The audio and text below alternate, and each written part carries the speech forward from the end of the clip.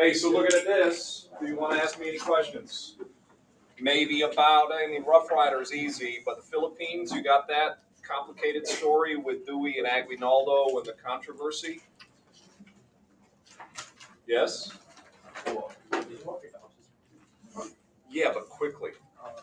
So, to take you on a dog walking tangent, I woke up, it wasn't raining. I started walking down the streets, I heard like some thunder, and I'm like, oh, I should probably look at the radar. So I look at the radar on my phone, and it's like all on top of me. I have like maybe 5 minutes. So I get down to the stop sign, which is about a half a mile, and then it just opens up. So we turn around, and I ran all the way back. And as I was running back, my dog likes to pee on every mailbox. So I'm like running with the dogs, and Jack stops to pee. So it's like, like that, and then like running some more in the next mailbox. So yes, I did walk the dogs this morning. Do you have any history questions for me? Treaty of Paris, Puerto Rico, Guam, Philippines, Cuba, connect the dots all the way from Teller Platte to scary stuff, World War III, Cuban Missile Crisis. Going once. We're going to get perfection on all of these twice. New content, people. Hey, look at us. Spreading our wings, territory everywhere. Go America, our sphere of influence is not just coast to coast. We're spanning across the globe. And we actually are. We now have territory like everywhere. Check out all of our Pacific possessions. I don't cover all of those, but you know Hawaii, you know Guam, you know the Philippines. We still have a bunch of those today. We still have American Samoa. We have some that aren't even on that map. But yeah, we've got quite a bit. There's Puerto Rico. We'll later buy the Virgin Islands. So yes, we're in the club. We are in the imperialist club. Is that a question? One question with the Philippines. Again, we don't see them fit to rule themselves. Think of the whole Anglo-Saxonist mentality. So if they're not fit to rule, we put this guy in charge. And I need you to know this guy because he's a future president. He's known as like the president that is so heavy he gets stuck in the bathtub. Maybe you know that story. He was like 350 pounds while president. Do you know who I'm talking about? Gary, come on. That's Taft. So Taft, future President Taft, is the first governor of the Philippines. Care a little about that, but my bigger question is why don't we let them rule themselves? Again, Anglo-Saxonism. Taft, T-A-F-T. Taft, T-A-F-T. But again, we're not going to let them rule themselves. Think of white man's burden, Anglo-Saxonism, and like the clear racism that represents. Look at Cecil Rhodes might have Africa. That's us spreading our legs across the entire Pacific. So tons and tons of these cartoons celebrating our newfound power and the fact we're in the imperialist club. Now, Teddy Roosevelt, I got to cover some political gaps in a second, but you know how we did have a big Navy? Influence of sea power upon history, Alfred Thayer Mahan, remember that stuff? Check this out. Teddy builds a bigger one. So when Roosevelt is president, it's like, yeah, big navies win wars. Let's build another one, and we call it the Great White Fleet, and we send it on like a worldwide parade. It goes across the entire world like, look at us, we're in the club, we got a big navy, and we continue to do that for quite some time. Britain is still number one when it comes to naval supremacy, but we're at least on the board. We're on the list with countries with a growing navy, and we wanted to showcase that. Good. I got a little bit of politics to fill in, and I don't want to mess with your mind too much, but check this out. I'm on 1900, and you're like, wait, Mr. Taylor, what about 1896? It takes me a day to cover 1896, and that is like clouded and complicated, and I need to do that in the context of the progressive era. So I can jump up to this because it aligns with imperialism, but just if you need your mind right in your notes and you want 1896 winner and political party, it's the president who was president during the Spanish-American War, and that is McKinley. What's McKinley's political party? You got a 50-50 guess. Democratic. Republican. Loser. I'm just kidding. So, McKinley Republican is up for re-election in 1900. So this is McKinley up against WJB. You don't need to know WJB yet, but I promise you will. You'll know William Jennings Bryan better than Henry Clay. But you don't need to know him yet. It's in the context of next week. But here's my point. We're in 1900. Uh-oh, 1900. It ends in a zero. What's going to happen to McKinley? Yeah, so we need focus on the VP. And Teddy Roosevelt is going to be his VP. Now, this is kind of an interesting story because immediately after Teddy's Rough Rider fame, he was the governor of New York. But a lot of the politicians in New York didn't like him. Why? Because Teddy gets in your business. And think briefly about what New York politics is like. You guys remember that big city political machine? What was that big city political machine in New York? Every city in New York has a Tammany Hall-like thing. And Roosevelt, he's busy. He's like, oh, I don't like this, I don't like this. And he gets involved in city politics. He's basically sticking his nose in everyone's business. So New York politicians are like, hey, let's get him out of New York and somehow get him to ascend to the vice presidency. So they push for his vice presidency because think about it, what's a vice president do? Perfect answer, nothing. A vice president, I mean, it's kind of a nothing role unless the president dies. Now, this guy's calling it out. You don't need to worry about who Mark Hanna is. He's another prominent Republican, but check out his quote. He says about Teddy, he's a wild-eyed madman, and that damned cowboy is one heartbeat away from becoming president. Sure enough, 6 months into McKinley's second term, a crazy guy shoots him, kills him, Roosevelt becomes president. So, kind of an interesting story of how Roosevelt, fast-tracked it to the presidency. Vice president, yes, crazy assassin. No, you don't need to know that crazy assassin's name unless you really want to. Yeah. What's his name? Leon Skolgaz, spelled with a C and a Z. Why did he shoot him? He was like a international anarchist, conspiracy, crazy. I mean, any presidential assassin's got some crazy. So I'm sure there's an in-depth bio. Some historians probably written a full 300-page book on Leon Skolgaz, but I haven't read that one. Hey, real quick on Teddy. Electoral map fine. As for our elections, heads up, they're heavy on tomorrow's test. But here's what they're heavy on. Yes, 1880, 1884, 88, 92. Beyond that, it's kind of glossed over. In fact, 1896, you don't need to know anything other than McKinley wins. 1900, sure.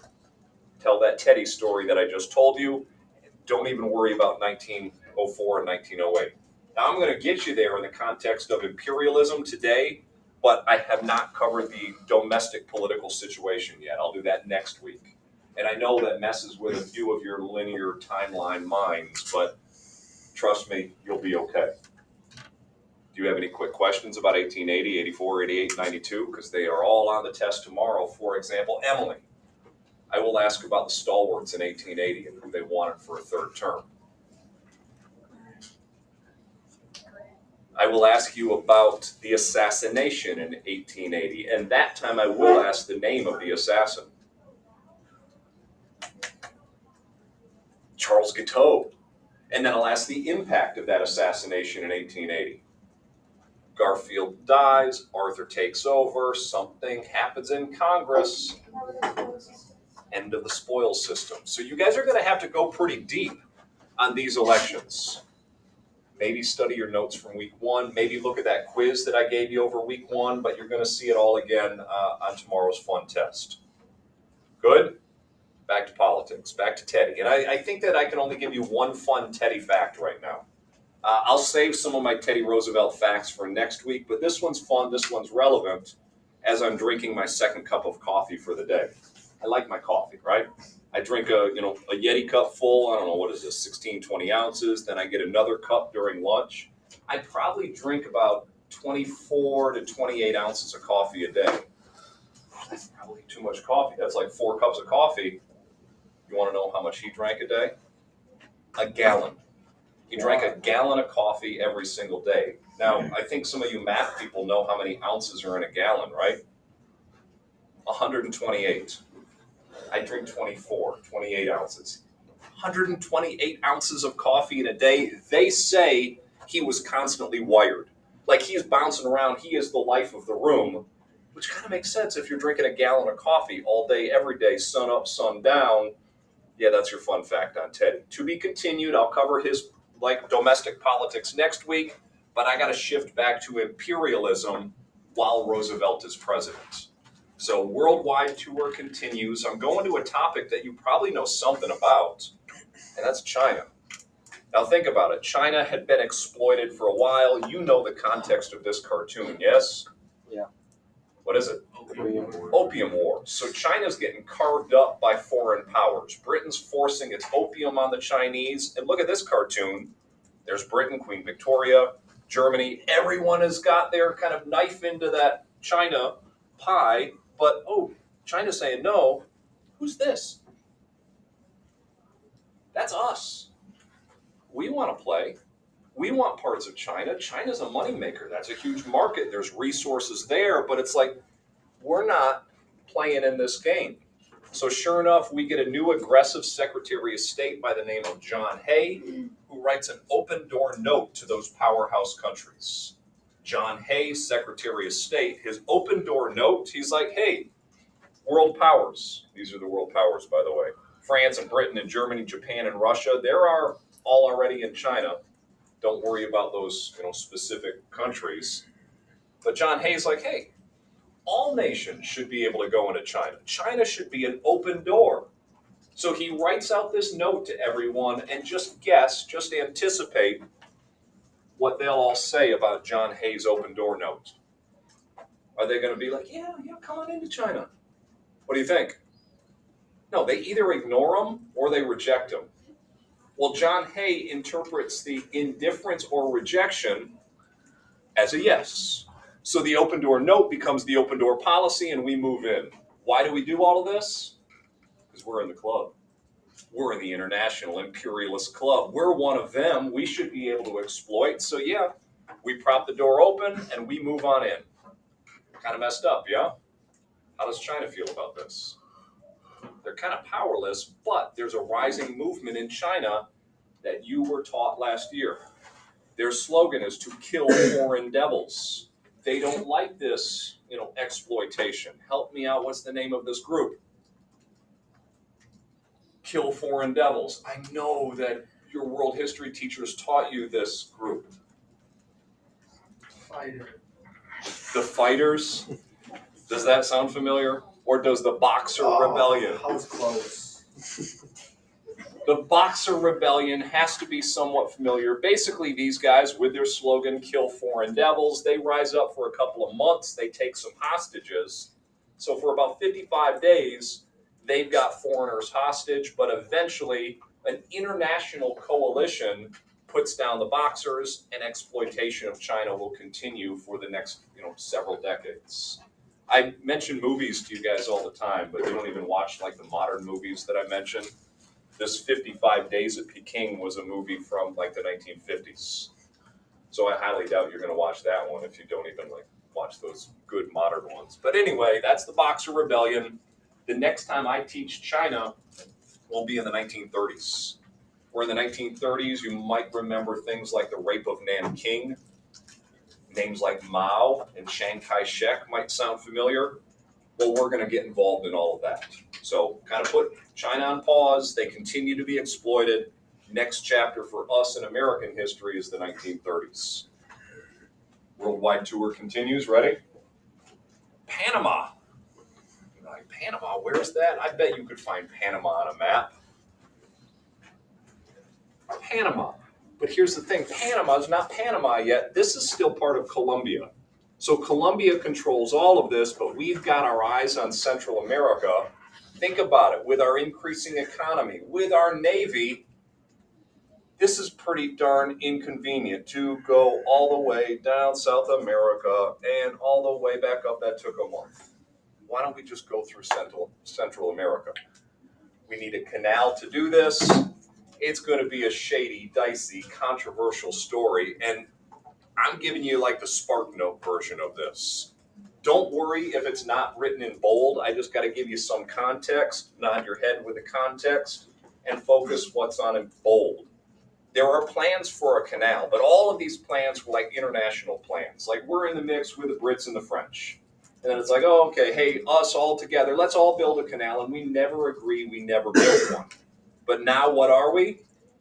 We're a superpower. We're in the club. Why don't we just do it ourselves? So we tell Colombia, hey, we're going to build a canal. And Colombia's like, yeah, no, you're not. We don't give you permission to build a canal through our country. So this is where things get shady, controversial, dicey. Colombia rejects our ask to build a canal, so Panama declares independence because of this guy. Yes, write this down. I'll fill in the gaps in a second. But Panama declares independence kind of because Felipe Bunal Varilla orchestrates a rebellion. I'm going to say his name a couple of times, and I want you to figure out where Felipe Bunal Varilla might be from. Philippe. Philippe doesn't sound like a Panamanian name, does it? Where might Philippe Bunal Varilla be from? No. That's a good one. Philippe is French. So this is a French guy who's looking to make $40 million if a canal is built. So that sounds a little bit odd to begin with. Well, it's about to get more bizarre because this French guy who's looking to bank $40 million rounds up about 50 revolutionaries. That's the revolution. 50 guys and a Frenchman are like, hey, Panama, we're independent now. And Colombia's like, no, you're not. But Colombia can't stop it. Why? Because Roosevelt ordered the Navy to go guns pointed at Colombia. It's like, you're going to let Panama be free. And Colombia doesn't want to mess with us because we're a newfound power with a big Navy. So guess what? Panama is free, led by 50 guys and a Frenchman. And as soon as Panama is free, we recognize Panamanian independence, and we sign a treaty with a French guy who just installed himself as Prime Minister of Panama. Do you see the controversy here? It's a little bit messed up. Now, I do ask that you get the name of this treaty. Look, John Hay, that's us, John Hay, and Philippe Bunal Varilla. So the Hay Bunal Varilla Treaty, that gives us permission, get this, to own, operate, and run the Panama Canal, which we do. We build it, we own it, we operate it. We carved this out of Colombia. You know when we apologized for it? By the way, we're early 1900s. We're like 1904 as all of this is going down. We do apologize. Want to know when? 1977. 1977, we're like, ooh, yeah, sorry, that was kind of messed up. That was controversial. We apologize. We're going to give all of this back to you in 1999, which we did. So we owned it, we operated it, we ran it, apologized in 77, gave it back to Panama in 1999. There's literally a book about everything that I say. Look, the big ditch, how America took, built, ran, and ultimately gave away the Panama Canal. I don't know, maybe in your free time, you could just start, filling your brain with knowledge. You could be lifelong learners and just read and read and read in depth on all of these mini topics that I'm scratching the surface of in this course, yeah? That's why I keep reading audiobooks. I'm learning about American foreign policy in the 1950s right now in my current audiobook, The Devil's Chessboard. I'll share that with you all when I get to the 1950s. Here's Roosevelt, kind of acknowledging the controversy, but he's proud of this. In fact, his quote is, I made dirt fly, I took the canal zone, and I let other people debate it. Maybe in hindsight, we can acknowledge that the building of this was a good thing, right? It is great for our Navy, great for defense, great for the economy. Just a little bit shady in how this thing was done. A couple questions, by the way, might stem from the Panama Canal on your STAR test. They want you to know what's difficult about this. In fact, I've seen 2 questions asking about the difficulties in the construction. The answer is on this slide about what's difficult and how that difficulty is like engineered to make it possible. Hint, elevation changes. You got thousands of feet of elevation changes across this country. How in the world do you dig a ditch through elevation changes? The answer is on this map. Weird word of how you can get a ship through elevation changes. Locks. You know what a lock is? Imagine a bathtub, empty, fill it, ship rises. Drain it, goes down, goes back up. You can navigate the Panama Canal through a series of locks. So they want you to know what locks are for maybe the STAR test. And again, your choices would be done. But locks, how you can navigate the elevation changes. Now, the most recent question that I saw actually was this picture. They mentioned the tropics and building and working in the tropics might result in, various ways to die. And then they wanted you to know what he was doing to deal with the difficulties of working in the tropics. Choices would be laughable. I mean, like a sample choice would be, he's spraying poison gas to defeat the Germans in World War I. No, that has nothing to do with the tropics. So you would kind of laugh out loud when reading that. In reality, do you know what he's doing? You might do it in your backyard in the summer. Huh? He's killing what? What lives in the weeds, in the swamps, in water? He's killing mosquitoes. We've now figured out mosquitoes carry the yellow fever, the malaria, and if they bite you while working in the tropics, you die. So we're fumigating for mosquitoes. It was actually American Army engineers that connected those dots, and we now start fumigating. So that's what he's doing, pesticides, killing mosquitoes so that we can build without malaria, yellow fever, and death. You'd be fine. There's Roosevelt, kind of look Jesus-like in walking on water through the Caribbean. He's got his little toy boats, little countries, big Roosevelt, big stick. In fact, that's his quote, speak softly and carry a big stick, and he means it. I need you to write down big stick diplomacy, because that's the name of his foreign policy. And kind of from this point forward, presidents have a name for their foreign policy. Big stick diplomacy. Hey, you mess with us? Yeah, we're going to back that up. So speak softly, but carry the big stick, and he means it. So big stick diplomacy, just look, we are larger than life. And he is even going to take that old Monroe Doctrine and bulk it up a bit with the Roosevelt corollary to the Monroe Doctrine. It's wordy if you read it, but it's really not that hard to understand. You guys first remember the Monroe Doctrine, right?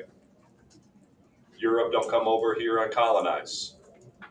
So the Monroe Doctrine from 1823 essentially closed the Americas to colonization. You know what this does? It adds an or else. This is basically like, hey, don't even look over here, Europe. This is supposed to be a European king. He's got claims in his hand. He's like, hey, you owe me money, Santo Domingo? And we're like, don't even think about it, Europe. This is ours. This is our backyard. We will control everything. It turns us into an international police force. And by design, it's supposed to just deal with Latin America, but in reality, we are everywhere. We are everywhere all the time. Policemen of the world, constable of the world, just think that's what this thing turns into. We're going to police any conflict, and we literally do. So yeah, if Europe wants to collect that, that's our business. You see it? You get it? And as for Roosevelt getting involved around the world, he stops a war in like Europe and Asia. Europe and Asia, you guys were probably taught this war in world history. Do you recall anything about the Russo-Japanese War? Yes. Russia and Japan are fighting. Look who's in the middle. Teddy. Teddy negotiates a peace to it. Teddy negotiates the Treaty of Portsmouth. Teddy even gets the Nobel Peace Prize for doing this. So my point, I don't care so much about the name of the treaty or whatever, we're involved everywhere. All of the time we're involved everywhere. And I think you can start connecting those dots. You okay on this? Okay. After Teddy, again, everyone kind of has their name of fancy foreign policy. I'll only cover Taft, and then I'll kind of cut it off at Taft, and we'll leave Wilson for later. Taft has something called dollar diplomacy. Wow, we're really good at this. This means if there's money to be made in your country, American businesses are going to make that money. For example, somewhere in Latin America, let's say they specialize in bananas. Who's going to run the banana company? Us. Who's going to run the sugar plantations? Us. Who's going to build the railroads? Who's going to do this? Who's going to run the hotel? It's us, us, us, us. This we're really good at. We will invest, we will dominate, but think your way through. Do the people in those countries benefit from us dominating their economy? Do the people in Guatemala, Nicaragua, are they getting rich from American domination of banana plantations? Nah, they're living in squalor, extreme poverty. And sometimes when you have a whole lot of people in extreme poverty, they get mad. They might rise up. Guess what we are then forced to do? Intervene. We will have almost constant interventions in Latin America in the early 20th century through the 1950s, even connections in the 1980s. You know what? Even modern day. I would understand dollar diplomacy has legs. Just think, it has reach. It's going to impact even modern day politics in Latin America. That's the best way that I can explain it. I'll connect the dots for you guys later, but just look. We're involved. All of these countries. We're in Mexico, we're in Guatemala, we're in Costa Rica, Panama, Nicaragua, Haiti, Dominican. We're involved all the time. This is just the early part of the 20th century. It continues. This takes us up to the year 2000. We've got bases, we've got troops, one time or another. Like I said, this is just the year 2000. Check this out. You guys probably don't remember this, but in 2020, during the Trump presidency, this is John Bolton. John Bolton was one of his advisors, and he did a whoopsie in his speech.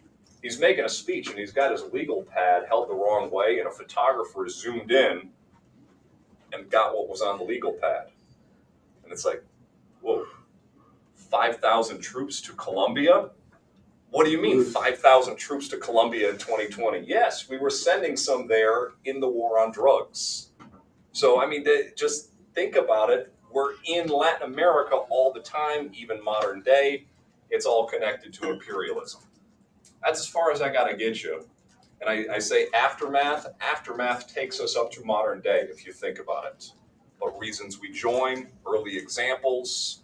I think you can do all of this, knock out the closing questions, start prepping for the test, and you guys will be in good shape. Let me know if I can help with anything. I put a tricky cartoon on the closing for you today. I want to see how many test takers are doing.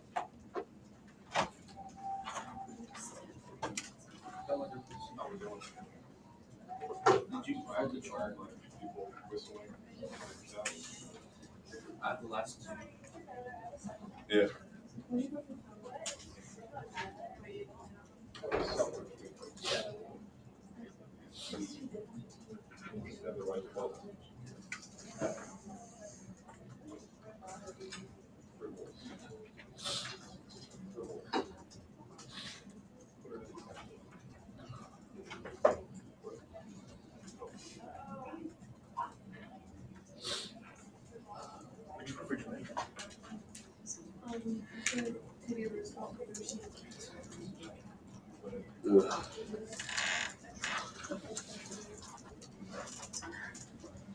They said it's a really good, really fun test. They both are like ear to ear smiles as they're taking it.